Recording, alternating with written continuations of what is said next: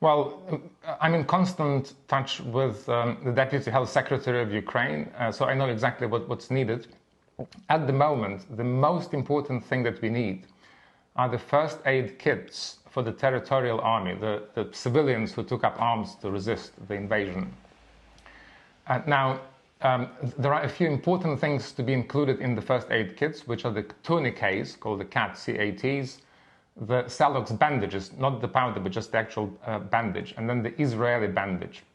These are the three most important things in the first aid kit. So we're trying desperately to source these. We had some success already, and again, we wanted to thank the British manufacturers who are helping us with, think it through.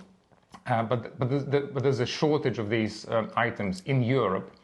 So we're trying to now source them from America and from other places. It's just the single most important thing. And as far as Ukraine overall, I think the single most important thing for us is to have an air defense system to stop